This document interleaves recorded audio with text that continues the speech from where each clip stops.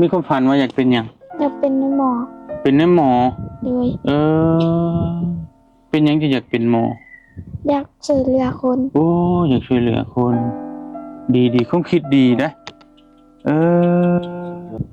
คิดว่าสิได้เป็นบ่คันมีบุญก็ได้เป็น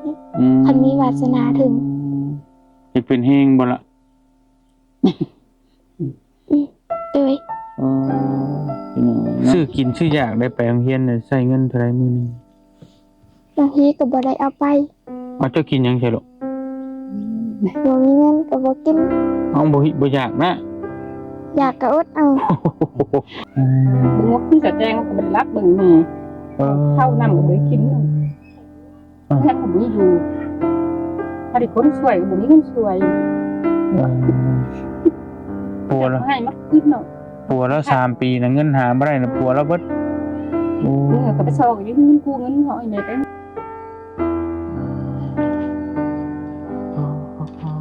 ตุ๊พี่น้องเอ้ยเอาอันนี้ก็เข้าแล้วก็ให้เครื่องครัวเด้อสิเอาไว้ให้อีหล่าเด้อไว้เป็นทุนการศึกษาไว้เข้าโรงเรียนนั่นเด้อ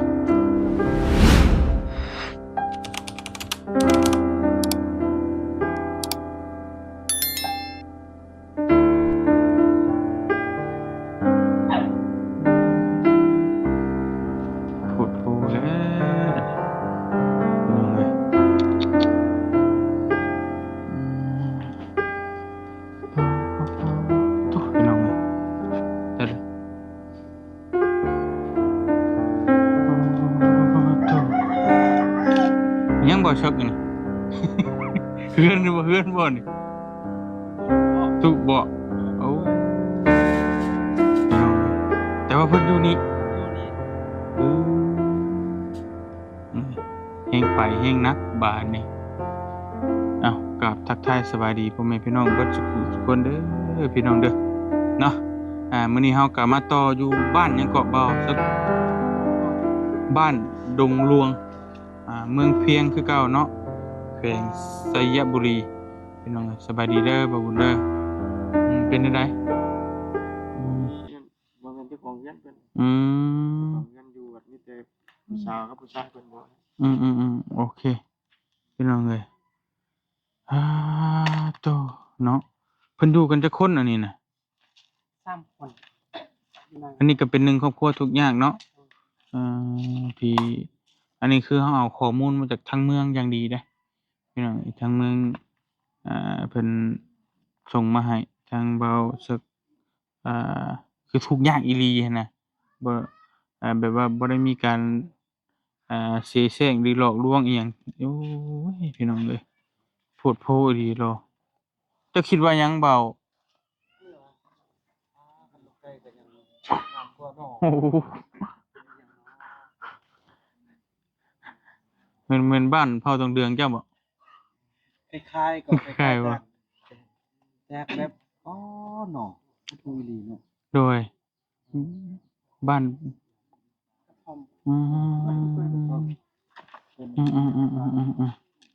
โอ้ยสบายดีเด้อแม่เด้อโอ้ยเนาะ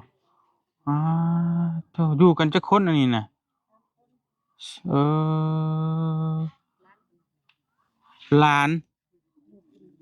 ลูกอันนั้นเออพี่น้องเอ้ยเอายับขึ้นนั่งเทิงพุ่นรถมันพอดีมันโดยนั่งน้ำหลานพุ่นแหละนั่งกันกับหลานพุ่นแหละโอ้เช็ดเบาเหยาวผมบ่ได้มาเนาะเบาเหยาวมานี่เราเข้าบ่ได้เนาะมีแต่เจ้าไปพุ่นทาก็ได้เดี๋ยวค่อยตามไปเนาะโอ้ฮะได้ค่อยได้อยู่โอ้พี่น้องเอ้ยพอดีพี่โดพอดีโต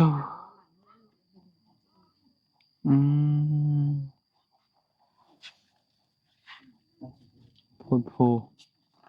โอ้พี่น้องเอ้ย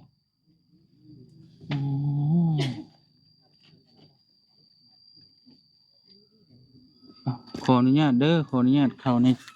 พี่น้องโอ้อืมพี่น้องเอ้ยเอาพัดลมมาเปิดให้อีกโอ้ฮ้อนบ่เออพี่น้องเอ้ยเพื่อนอันนี้บ่แม่ตูบ แม่มาตู้ แต่ว่าเจ้าอยู่นี่บ่ ดิ้นแม่อยู่ที่บ้าน อยู่จักปีแล้วนี่ อยู่กันหลายปีแล้ว เออ แม่บ่ได้จำปีนี่เดียว อืมมานั่งน้ำกันพี่ก็ได้น้องเอ้ยมานั่งน้ำกันพี่เดี๋ยวกล้องสิบ่เห็นเนาะพี่น้องเอ้ยเข้ามาในก็ได้เด้อเปล่าบ่ดำเด้อโดยโอเคสบายดีเด้อเปล่าบ่น้ำเด้อโดยมาเบิ่งมายิงน้ำกันเนาะสบายดีเด้อล่ะเด้อสบายดีอีกเทื่อหนึงโอ้พี่น้องนี่เนาะพากันอยู่กันจักคนเฮือนน่ะนี่6 คนผู้ปื้อันนี้ร้านบ่ร้านลูกผู้นี้บ่เออพี่น้องเอ้ยนั่งหันหน้ามาพี่ดูล่ะหันหน้ามาหากล้องพี่เนาะแม่น่ะชื่อว่าจังได๋ สิ แม่สีอายุจักปีแล้วแม่ 60 60 ปีแล้วโดยผู้ลูกได้ซั่นน่ะชื่อว่าจังไดก็ฮะ พา อ๋ออันเจ้าได้ซั่นอันนี้หลานชื่อคำอายุจักปีเด้อน้อง อายุ15 ปี 15 ปีเข้าโรงเรียนอยู่บ่อยู่มสองใหญ่มาอยากเป็นหยังอะน่ะจบมาหั่นน่ะเรียนจบมาอยากเป็นหยังมีความฝันอยู่บ่ว่าเดี๋ยวใส่ไม้หน่อยดอกหนีบไม้ก่อนหนีบใส่คอเจ้านี่แบบดะบ้าวนี่เห็นบ่นี่บีบเข้าโอเคเสียงเจ้าค่อยโพดบ่ได้ยินนะโอเคได้แล้ว ได้เลยล่ะ มีความฝันว่าอยากเป็นหยัง อยากเป็นหมอ เป็นหมอ โดย เป็นหยังที่อยากเป็นหมอ อยากช่วยเหลือคน โอ้อยากช่วยเหลือคน ดีความคิดดีนะเจ้าบ่ย้านเข็มบ่เป็นหมอ บ่ บ่ย้าน บ่ญาติ พี่น้องเอ้ยอยากเป็นหมออยากช่วยเหลือคนเนาะพี่น้องหาก็ฮอดม.2 ตอนนี้คิดว่าสิได้เป็นบ่ คันมีบุญก็ได้เป็นคันมีวาสนาถึง อยากเป็นแฮงบ่ล่ะ โดย พี่น้องเอ้ยเนาะไปเข้าโรงเรียนอยู่ไส เขาโรงเรียนอยู่เนี่ยดงเงิน ดงเงินไกลบ่จังนี่ ไก่อยู่ ประมาณจักลักล่ะจักชั่วโมงสมมุติว่า สมองปลาย ชั่วโมงปลายพู้ บางทีก็บ่ฮอดคันไป ขี่ เช้า ขี่รถไปบ่หรือย่างไป ย่าง ป๊าย่างไปโรงเรียน มีไปนอกไปนอกมีไปนอกมีอุ้ยอาบน้ำมื้อเช้าสระชมพูยังมี มีหยังหมีโอ้ตกใจเบิดคิดว่าช่างเด้ อยู่นำเด้ นี่ มาน้อยไว้ครับมาอยู่ น้ำสระชมพูว่ามี โดยพี่น้องเอ้ย ยานะนั่นคือไป เดี๋ยวให้แม่เฒ่าเพิ่นเอาน้อง เอาไปทางแม่ น้องออกไปโอเคอันผู้นี้เป็นแม่เนาะบัดพ่อเพิ่นได้ไปไส เอาไปนอนป่า อยู่นำกันนี่6 คน โดย มีไผแน่ อีพ่ออีแม่คอยลูกว่าลูกชาย ลูกชายพร้อมมีลูก2 คนบ่อ๋อไปไสผู้ชายไปไส ไปเลี้ยง ไปเฮ็ดเวียกอยู่เวียงใหญ่แล้วพุ่นน่ะเนาะผู้นี้ยังเรียนอยู่ โดย ตอนนี้พักบ่ล่ะ โดยค่ะ อืม ช้เงินหลายบ่เข้าโรงเรียน ก็หลายอยู่ หลายอยู่ โดย สมมุติอาทิตย์หนึงนี่เบิดเงินประมาณเท่าใด ก็2-3แสน โอ้2-3แสนพุ่นน่ะ คันได้คันอาจารย์ได้เก็บเงินหลายคันอาจารย์บ่ได้เก็บก็ บ่มีตังค์นั่งได้ยืน โอ้ คือเป็นจังซั่น หลายปานนั้นบ่นักเรียนหลายปานนั้นบ่ นักเรียน 3,000 ปลาย 3,000 ปลาย โดย เฮ้ย โรงเรียนน้อยเนาะ โรงเรียนน้อยบ่โอ้กระเด็น ที่ว่าให้นั่งนี่บ่เกี่ยวกับว่าเฮาเป็นคนที่บ่มีอิหยังต่างบ่แม่นติ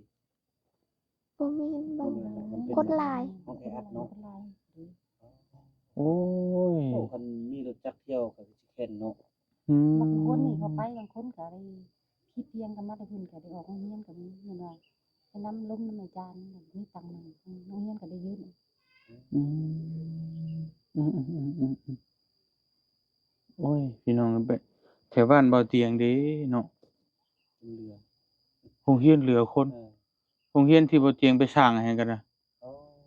ป .1 ฮอดป .5 อืม นักเรียน10 20คน โอ้ ห้องหนึงน่ะ2-3คนเดือเพื่อโอ้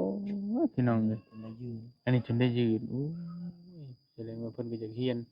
ขนาดนั้นก็ยังสู้ถือว่าน้องเพิ่นมักในการเรียนอยู่จังนะอืมแล้วบัดนี้เจ้าย่างไปย่างมาหั่นไปกับไผไปกับหมู่ ไป บ่ลูก กับหมู่ อืม ไปกับหมู่คนชื่อนุช อืมๆๆ แต่เราเป็นเอ่ย ๆอืม ก็มีแต่2คนนี่มักย่างนำกัน อืม หลายคนอยู่ อ๋อ โดย บางคนก็มีรถ อืม ส่วนหลายเขามีรถ เจ้าบ่มีบ่ลูก บ่มีร โอ้ ถ แต่ก็อยากไปเนาะแต่ฝนตกแข้งพ้นไปแล้วบ่ โดย โอ้ก็บ่พี่น้องเอ้ยหากก็ฮอดปม2โอ้นี่อีกหลายปี 4-5 ปี ถึง5ปีเนาะ โอ้ย20ปลายปีพู้นแหละจบไปต่ออีกบาดนี้เป็นม. อืม เติบหนึ่งอยู่ซื้อกินซื้ออยากได้ไปโรงเรียนน่ะใช้เงินเท่าไรมื้อหนึง บางทีก็บ่ได้เอาไป อ้าวเจ้ากินหยังใช่ลูก บ่มีเงินก็บ่กิน อ้าวบ่อยากนะ อยากก็อดเอา อยากก็อดเอา แต่จริงอันว่าเรื่องใช้เงินเป็น 2-3 แสนน่ะมันใช้ย้อนที่ว่าเขาโรงเรียนเก็บเนาะ ว่าโรงเรียนเก็บแล้วก็ซื้อเครื่องไปโรงเรียนบิ๊กซอปื้มหยังเด้ อ๋อ เกี่ยวกับการเรียน โดย บ่ได้เว้าเกี่ยวกับเรื่องกินเนาะ โดย ที่เป็นเงินบาทเท่าใดบ่เตียง ฮะ 3 แสน 3แสนก็ประมาณ500น่ะ400กว่าบาทแม่น ต่อเดือน อันนี้เดี๋ยวถามต่อตัดภาพจากโรงเรียนมาเรื่องเรือนเรื่องชานเฮาก่อนพี่น้องมันอดบ่ได้เนาะเห็นแล้วก็มันคือว่าตาบเอากระดอกกระเดี่ยมัน ตีคนหัว จักปีแล้วเอ้ยอันเจ้าอายุจักปีอะ 40น่ะ 40โอเคครับเดี๋ยวขออนุญาตเอิ้นเอื้อยเด้อ เดือน เอ่อจักปีแล้วเฮ็ดอยู่นี่ นี่ กระตูบอันนี้ ปีนี้ โดย 2 ปี 2 ปีแล้วตั้งปุ๊กอยู่บ่ซี่บ่หรือว่าจังได๋ พวกอยู่ที่นี่เพราะว่ามันบ่มีไม้ มันบ่มีไม้มีเสา แม่นไหลแม่โซ่เนาะแม่โซ่ได้3 ปี อือ แล้วอันนี้เป็นวันนลูกนะก็ไปสอบหาเงินมาแล้วก็เอาแม่ไปหมอ อืม หมอขายน้ำปุ๋ยเนาะหมอน้ำปุ๋ย เออๆๆๆ เพิ่นเลยสงสารแม่ เออๆๆ แม่ไปสัญญา เออ แม่เป็ดเบิ่งเลือดยังก็มีได้เฮาเว้าเรื่องแม่แล้วก็อดบ่ได้เนาะ เออเอาว่ารถอืม เบิ่งว่าคือจะแจ้งก็บ่ได้รับเบิ่งแม่ เข้าน้ำก็บ่ได้กินเนาะเงินก็บ่มีอยู่ถ้าได้คนช่วยก็บ่มีคนช่วย ปัวแล้ว ให้มาคืนเนาะ ปัวแล้ว3ปีน่ะเงินหาบ่ได้น่ะปัวแล้วเบิดโอ้ เมื่อก็ไปซอกยืมเงินกู้เงินเขาให้แม่ไปหมอห้องน้ำปุ๋ยก็ไปน่ะ อืม ถ้าสิไปมืดแนวแม่ไปกวดเนาะให้พวกไปส่งค่อยขี่รถไปสร้าง แล้วใส่ติดผัวแล้วก็ไปนอนสัญญาเอาแม่ไปนำแล้วพอเอาผัวก็ไปนำไปนอนพุ่น อืม ไปก็ไปเฝ้าแม่พุ่นมันขึ้นกับใจกับเลยรับ เออ ว่าลุงแม่เราไปให้ว่าขึ้นนั่นสงสารแม่เนาะ อืม มีไปหาเงินมาแต่งเงินไก่ป้าแม่มาได้คือลูกสาวผู้เดียวเนาะ อืม อายสมัยเอาเมียอยู่บ้านตากแดดอยู่ปากลาย อืม แต่ตัวเองเนี่ยอยู่น้ำแม่ผู้เดียว อืม แม่เป็นมาเขาได้กับพี่สอยยืมเงินเขา อืม แม่ไปห้องหมอเข้ากินกับบุมี อืมตอนนั้นนะว่านั่นนะตอนนั้นฮะ ดู เออ มาทราบนี่ท่านนี่ไป ตัวมื้อ แต่ละมือนี่ไปจ้างเงินสิบมันเข้า เออ สิดีสิฮันหับตะแรงสนิทเนาะเขามาเงินมาให้บ่มีแล้วเหมือนเศร้าบ่มีเงินแล้ว อืม ใส่กระนำกับไฟทูเสื้อเลยนะ อืม ก็คือดูต้นนี่แม่ โดย ไปแม่เป็นหลายปีแล้วดิ แล้วเศร้าหรือบ่เดี๋ยวนี้ยัง บ่ อยู่ เศร้าเลยแล้วไปรถจังกับบ่มีจังกับมีสักเสื้อลูกก็ยังบ่ใหญ่เนี่ยเอาแม่กลับทุ่งหมอ ไปป่วยแม่อีกตึงแม่ยังบ่ดีกลับเป็นงานอีก เอ เพราะว่า อ เงินทุกข์อีกเฮากินแต่ละมื้อแต่วันก็บ่มีไปสอกไปครูไปยืมเขามันน่ะก็สอกงานมาแท้เขาสนิท หามาได้ก็ไปให้โฮมใช่ไหมเบิด แม่ มันก็เลยมันบ่เพื่อนซ่านกับลูกจักเทื่อสิบ่โอ้ บัดเจ็บไม่หลายปีเลยดิ อืม แม่พวกอยู่น้องนี่บ่ ไอ้แม่นั่งอยู่เมื่อกี้ใช่ป่ะ โดย เออ แสดงว่าเพิ่นเป็นว่าโรคบ่ดีเด้อเนาะ โดย อืม ไปสอกหาเงินก็บ่ไปสั่งหมู่จะไปเนาะ อืม มีที่ไปหาเงินซื้อหมู่จะไปมันค้าแน่ลูกสาวเดียวดิ มันมีโครงการนั้น อืม ป่วยอยู่ตรงเดียวเดี๋ยวเขาสิติดต่อ ก็ชอบเบิ่งก็ได้ เพราะว่าในโลกนี้มัน เพราะ จะ ว่า มี เอาแม่ไปนอนอยู่สัญญาเนาะเขาแนะนำให้ไปโลกเงินเดือนบ่มีกินยังก็บ่มีกิน อืม นี่เป็นว่าเขาจะมึงขึ้นสแตงเลยละให้ ดับ ค่ามืออีแม่เลย อื ไป ม อยู่โตดแม่ อืม เลือดยังบ่มีเลยดิ เออ ให้มันขึ้นสแตงเลยค่อย อืมโอ้ยพี่น้องเนาะ เงินก็บ่มีนะ ขออนุญาตเด้อให้หน้าตะกร้าเจ้าก็มีบ่ น้ำบ่มีแต่ให้น้อย อืมบัดข้าวน้ำก็เอาเข้าในให้หั่นมากิน ให้ก็บ่ได้ให้เขาเซาเพราะว่าบ่มีเงินสิกินข้าวกินเนาะแต่เอาเงินเข้ามาแล้วดิ้นให้เขาเซาแล้วเงินเพิ่นมาใช้จ่ายเอาแม่ไปโรงหมอเนาะไป2-3บ่อนเอาแม่ไปมืดนี่ อืม เนาะอันมันเรื่องโครงการนั้นบ่มีเลยคือว่าบ่มีแล้วพี่ๆเมื่อก่อนเราได้ยินแต่เดี๋ยวนี้บ่มีแล้ว อืมแล้วบัดนี้เนี่ยอันข้าวน้ำซ้ำปลาแต่ละมื้อเอามาใช้กินจังได๋ เขาจ้าง มารับจ้างมาแล้วซื้อรับจ้างมาแล้วซื้อเออ ลูกก็15,000เลย อืม วันก่อนลูกสาวก็ไปจ้างเก็บเงินมาซื้อข้าวกิน อืมเจ้าก็ไปเนาะ โดย อ๋อพี่น้องเอ้ยไป มันไปดำ เฮ็ดหยัง นา นะ ไปดำนา เออ ไปดำนา มื้อเท่าไรเพิ่นจ้าง มื้อ150,000 อืมรับจ้างมาแล้วเอามาซื้อข้าวกินบ่ โดย เออแล้วก็โฮมไว้เข้าโรงเรียนแหน่บ่ โรงเรียนโฮม บ่ได้โฮมเลย บ่ เอ ซื้อ อ แนวอื่นใส่ใจหลายนำก็ได้ซื้อกิน บัดผัวไปเฮ็ดหยังผัว ทั่วนะ อ๋อ แล้วก็ไปหาของป่ากับมันลูกคาย เข้าป่า อืม หาแนวป่ามาได้ก็มาขาย คายของมันสิเข้าซื้อหยังเลย อื เอา ม แม่สิยากินแต่ พ่อกับแม่นี่เฮ็ดบ่ได้เลยเนาะเฮ็ดเวียกบ่ได้แล้วเออ พอกระเท่าแม่ฮู้บ่ยินเว้าจะก็บ่ยินอีกบ่ ดินดอนอันนี้มันหม้องอยู่นี่มันของเจ้าเองบ่ ดู เออใครอยู่ซั่นน่ะยังมีดินดอนอยู่ มีแต่เท่านี้นี่ อืม อันมันค่าละคูณนี่ อืม หน้าบ้านก็ยังบ่มีดิ โอ้ยพี่น้องเอ้ยเนาะมื้อนี้น่ะบ่ได้ไปบ่อยละ บ่มื้อนี้เจ็บเอวไปบ่ได้ เอวมันก็เจ็บ เจ็บแอว อืม ก้มหลายบ่ โดยกำลายไปปลูก วันนี้ก็ไปดำเสียน5เสียน7มืดน้ำคุณเลย บ่มีหยังจักเทื่อซื้อเกลือนัวซื้อพริกแล้วก็อืเข้ามโอ้ก็บาปพี่น้องเอ้ยเนาะอา ไปหาสองคนผัวเมียแม่แค่ดิอยู่พุ่นน่ะไปหาสองผัวเมียสิมาก็ได้มาใส่หนี้พุ่นอืม เพราะว่าเอาก่อนดิมาซื้อข้าวซื้อไปน้ำยืมเพิ่นก่อนโดยเดี๋ยวเราหามาได้ก็มาแทนเพิ่นสิเนาะโดยอืบ่แม่นเงินดอกมอีกบ่มีเงินยืมมีเงินดอกเท่านั้นอื20% 20%ต่อแสนโดยแสนหนึ่งก็เท่าใช้แสนเช้าโดยโอ้ต่อเดือนมาใส่หนี้เพิ่นนี้ฟืนไฟนี่ก็ต่อเข้าเองบ่ได้ต่อนำเพิ่นบ่บ่เขาเองอืพี่น้องอ้อมไว้ซื่อเนาะโดยหลังป๊าดโตพี่น้องเอ้ยโพดโพเด้อจุพื้นจุไฟก็อยู่นี้บ่โดยสิอยู่ให้กินอยู่นี่นอนใช่6คนเขาถามนี่อยู่ในนี่ อันนอนนี่ชมพูมีเราลูกสาวกับอีแม่นอนพุ่นเพิ่นใหญ่ให้เขาอ้าพุ่นนอนเฮือนพี่น้อง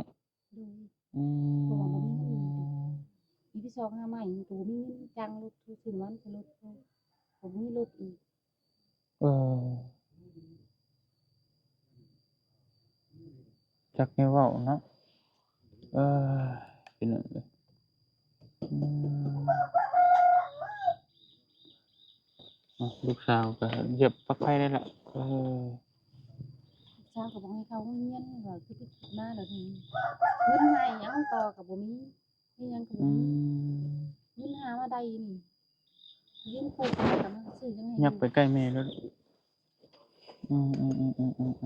ซื้อเกือบซื้อสิ้นซื้อเสื้อให้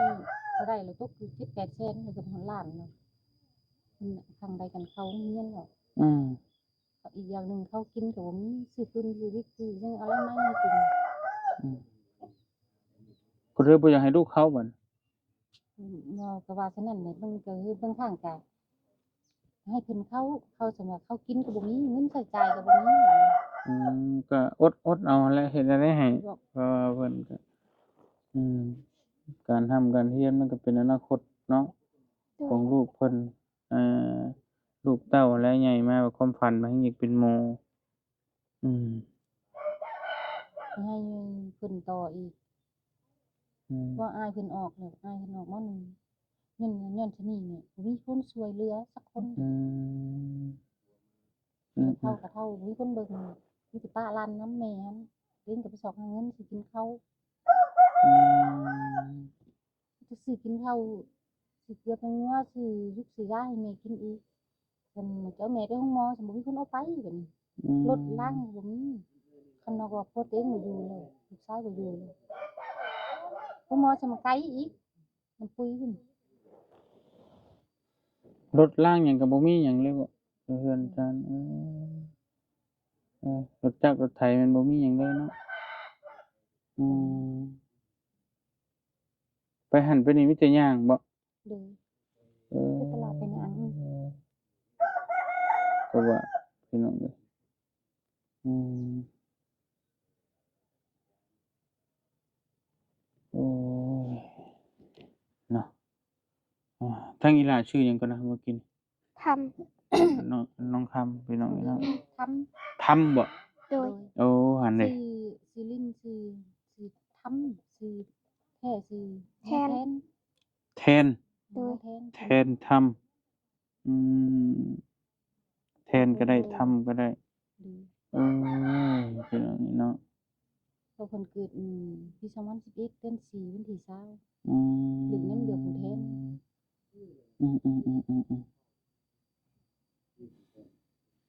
ความฝันอยากเป็นหมออ้าวพี่น้องเอ้ยให้ความฝันเป็นจริงอีหลาเอ้ยโดยขอบใจโดยเออลำบากบ่ไปหำไปเรียนลำบากอืมแต่ก็อยากไปแม่นบ่โดยเออมีความมุ่งมั่นอยากเรียนอยู่เดะพี่น้องเอ้ยเนาะสุดแต่ว่าอยากอยากเรียนอืมสุดแต่ว่าอยากเป็นมีความฝันอยากเป็นแพทย์เป็นหมอโอ้ดีรักษาผู้รักษาคนอืม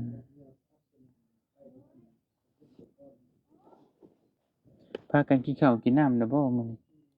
ไปกินบ่ได้กินข้าวกินไปกินหมี่ถ้วยหนึง อื เขาง่ายกับข้าวเช้านี่ โอ้พี่น้องเนาะปกติจะไปดำนารับจ้างติ โดย บื้นก็ไปอีกบ่ บ่ฮู้คือบ่มีงานติ อ๋องานก็บ่มีอีก คันเขามาบอกก็ได้ไปคันเขาบ่มาบอกก็บ่ได้ไป อืมบ่จักอีกเนาะของเพิ่นจ้างก็เพิ่นบ่มาบอกก็ได้ยากอยู่พี่น้องเอ้ย คันเขาเอาหลายคนก็ได้ไปคันเขาบ่เอาหลายมึง10คนก็บ่ได้ไป อืม คนละมื้อก็10บาท นอกจากทำให้ดำนารับจ้างแล้วเฮ็ดหยังรับจ้างหยัง คันมีเวียกจีน แต่เวียกจีนยังบ่ฮอดค่ะ เวียกจีนนี่คือแบบใดล่ะ หว่านปุ๋ยบ่ปลูกมะถั่ว อ๋อไปรับจ้างคนจีนฮะอ๋อ โดย โอเคเอ่อไปเฮ็ดเวียกให้คนจีนพี่น้องเอ้ยถ้าเพิ่นจ้างก็ไปมื้อเท่าไรได้นั่น มื้อหนึ่ง170,000บ่150,000บ่ อืม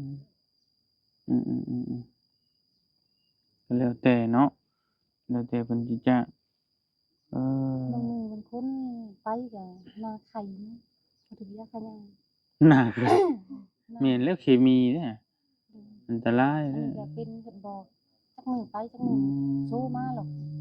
ห้ามบ่ให้ไปเลย บ่คุ้มค่าอีกเนาะ โดยลูก เงิน ชาย ได้ ก็ มาไปหาหมอก็บ่คุ้ม ลูกชายก็เป็นตุ่มแล้วมึง อืม ถึกยาขยะ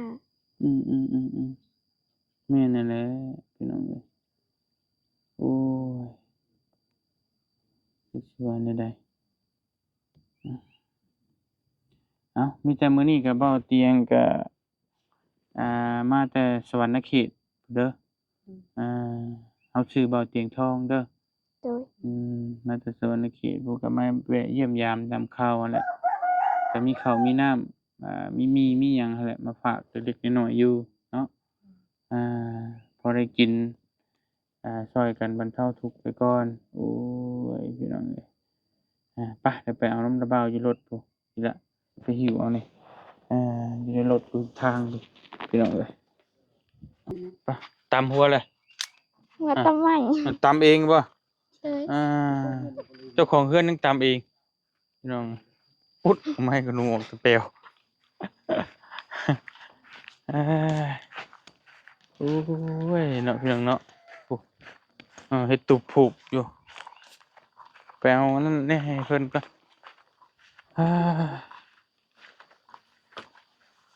ใหญ่มาจากเป็นหมอไปเบิ่งเพิ่นหน่อยเด้อฝากมาดูแลน้องเพิ่นแหน่ชื่อมีดชื่อหยังมาให้เพิ่นแหน่ฮะเอาเป็นหมอต้องไปไปไปไปผ่าตัดบ่ทันแล้วบ่ ชีวิตมาช่วยเพิ่นตรงนี้แทน มาแล้วบ่เพิ่นมา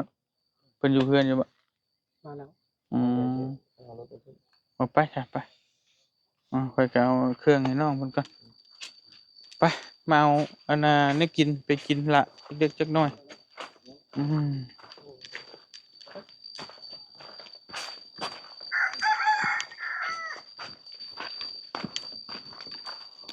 อ่า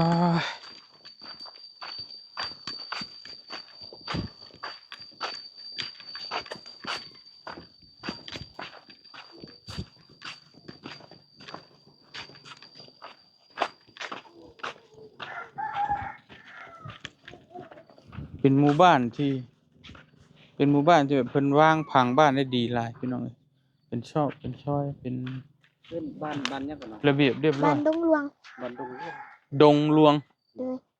แบบบ้านกลางเนาะ โดย แม่ บ้านกลางบ้านตรงนี้ แม่เพิ่นวางแผนผังบ้านไว้ดีเออ เป็นบุญนำทางเอาลงมันไรเงียบเนาะ เลย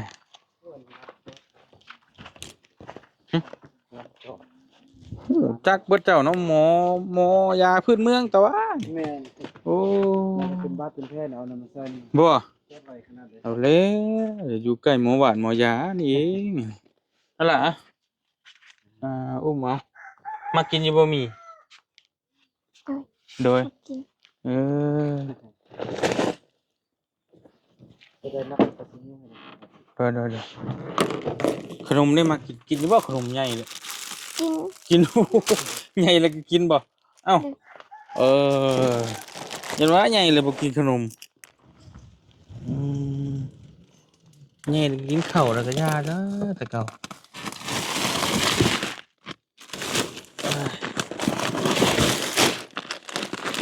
อ่ะนี่จะหมักของนักๆกันบ่จัดให้ตามคำขอไปพี่เลิกก็ได้เด้อ ไปทางที่ ไป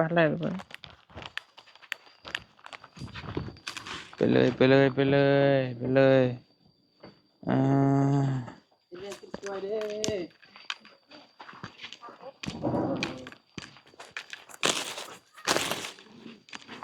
อ่าก็อืม เขาจะลงเดาหน้าตัวแดงอันเอ้ยมาตัวแดงคืออมบ่คือจังเอาตัวนี้นะตัวน้อยนะมุ้ย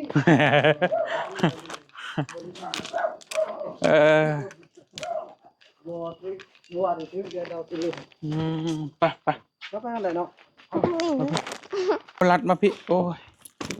เนาะอันประตูมิติเลย โอ้คือขออนุญาตเด้อเนาะผ่านมาเพื่อนเออพี่น้องเอ้ยมาอืม มาเขาได้ออกมาลูกให้นอกแล้ว เออ ก็บ่รู้ทุกกันเลย ฮะระวัง ตามมันเด้ บอกคนอื่นนะเจ้าของตำเจ้าของเฮือนตำเองนั่งลงล่ะเป็นหมื่นนิดหน่อยโอเคยังแล้วพอได้มาฝากมาต้อนฝากต้อนเด้อ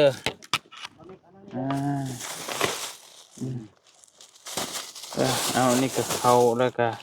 ไอ้เครื่องคั่วเด้อเครื่องคั่วเป็นมาม่าปลากระป๋องน้ำปูน้ำปลาต่างๆนั่นแหละเป็นของที่เอ้ยเจสสิก้าที่พร้อมทีมงานฝากมาให้เพิ่นอยู่ต่างประเทศพุ่นแหละอันนี้ก็เป็นของพี่พิมพ์อยู่ทางฝั่งไทยแน่เนาะพี่น้องเอ้ยมันได้มาฝากมาต้อนบ่น้อยบ่หลายพอได้กินได้ย่ำหั่นแหละเดี๋ยวถ้ามีแนวใดอีกก็เพิ่มเติมเดี๋ยวก็สิให้ทั้งบ่าวบุญนำมาประสานเติมอีกโอ้นักหน่วงทะนงในหลายนี่พี่น้องเอ้ยโอ้แต่ยันมันหักมันเพเอากับอันน่ะเงิน100,000กีบสิเอาไว้ให้อีหล่าเด้อไว้เป็นทุนการศึกษาไว้เข้าโรงเรียนนะลูกเด้อ ขอบใจเด้อ โดยทางบ่าวบุญนำบ่บ่าวบุญนำก็100,000เด้ออันนี้ของบ่าวบุญนำเด้อ ขอบใจเด้อ บ่าวบุญนำนี่อยู่ไสยะนี่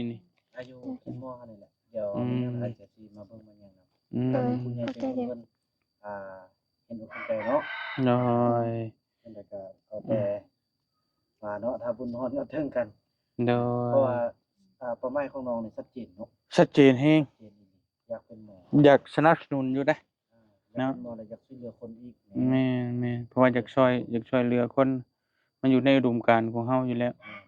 ถ้าอยู่ใกล้บ้านบ่าวเตียงก็สิส่งเรียนจบพู้นแหละพี่น้องเนาะมีเงินมีคำก็ไปดำนารับจ้างได้มาให้น้องเพิ่น